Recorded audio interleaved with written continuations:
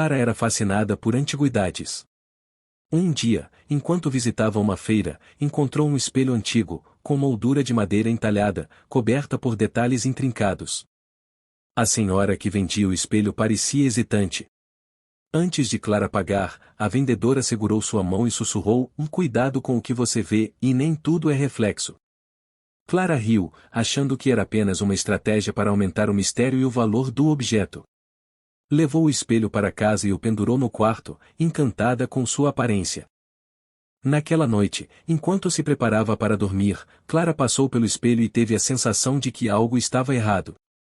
Parou para olhar mais de perto.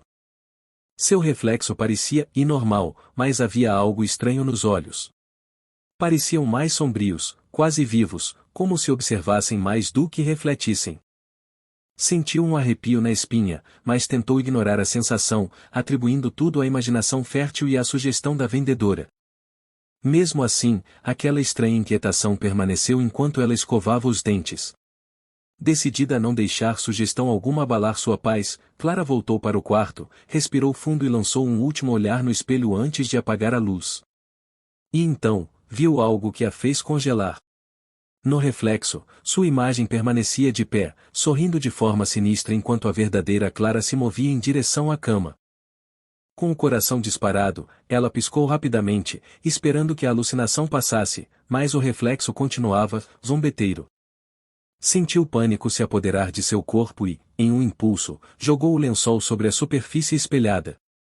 A noite foi interminável e repleta de pensamentos sombrios. Pela manhã, ainda hesitante, Clara retirou o lençol. O espelho mostrou-se inofensivo sob a luz do dia, nada mais que um objeto belo e antigo. Porém, Clara decidiu que não valia a pena o desconforto. Mais tarde, voltou à feira para devolver a peça à senhora, que a recebeu com um olhar compreensivo e sem surpresa. Clara foi embora sabendo que algumas coisas são melhor deixadas no passado. Ignorando o desconforto, Clara foi para a cama. No meio da madrugada, acordou com um ruído seco, como o som de unhas arranhando madeira. Olhou para o espelho. Lá estava seu reflexo, mas ele não estava imóvel. Ele sorriu para ela, um sorriso que Clara nunca havia feito. Apavorada, levantou e correu até a sala, sem olhar para trás. Sentou-se no sofá, ofegante, tentando se convencer de que era um sonho. Mas então ouviu passos vindo do quarto. Passos leves, como os dela mesma. Quando se virou, viu algo sair do corredor, era ela. Ou, pelo menos, parecia ela. Mas havia algo de errado, seus olhos estavam negros, vazios, e o sorriso macabro se alargava até quase rasgar o rosto. A coisa falou, com uma voz que soava como a sua, mais distorcida: obrigada por me deixar sair. Agora é sua vez. Antes que Clara pudesse reagir, sentiu um puxão. Tudo ficou escuro. Quando abriu os olhos, estava de volta no quarto, mas algo estava errado. Ela tentava gritar, mas ninguém ouvia. Tentava correr, mas não conseguia sair do lugar. Olhou ao redor e percebeu que estava dentro do espelho, presa no reflexo, enquanto a outra versão dela vivia sua vida. E naquela casa, a partir daquela noite, os visitantes diziam ouvir sussurros vindos do espelho, como se alguém pedisse desesperadamente para sair. Era uma noite fria e nebulosa em uma pequena vila isolada nas montanhas. A vila era cercada por uma densa floresta que todos evitavam ao anoitecer. Os moradores murmuravam sobre a lenda do caminho sem volta, uma trilha oculta na floresta que, segundo dizem, era amaldiçoada. Quem ousasse entrar, jamais retornaria. Mas como toda lenda, sempre havia quem duvidasse. Lucas, um jovem curioso e destemido, estava visitando a vila.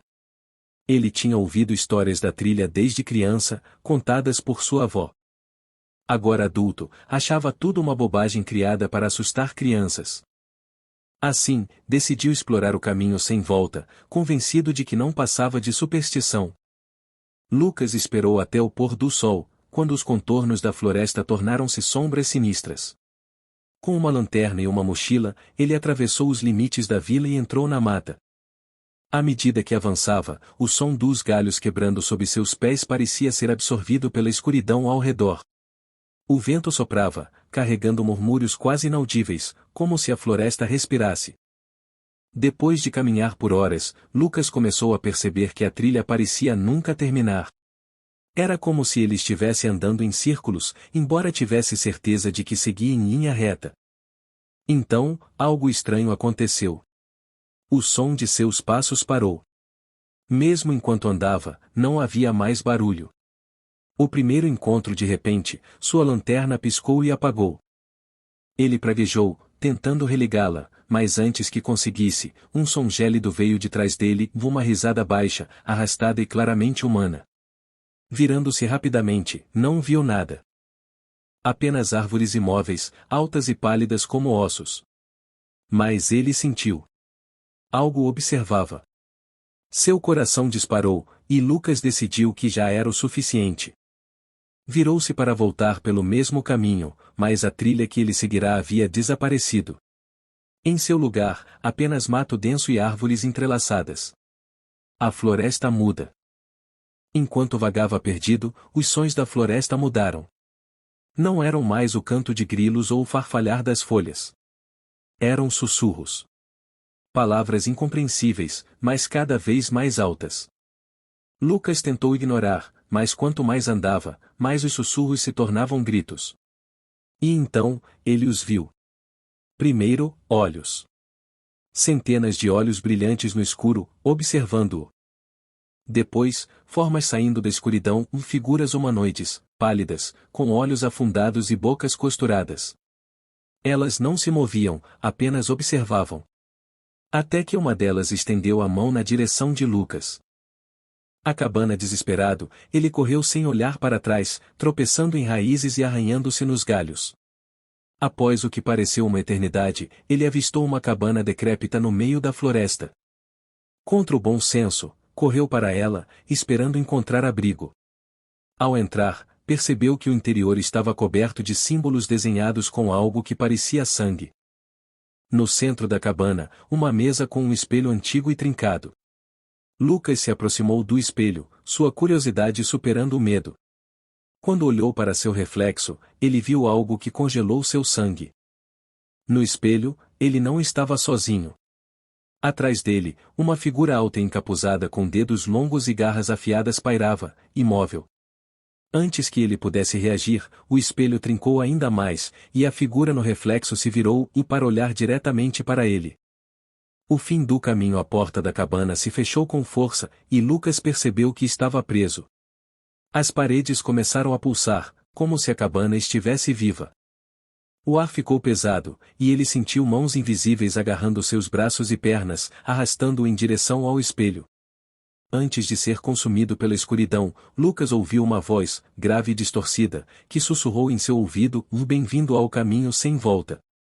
Agora, você faz parte da lenda.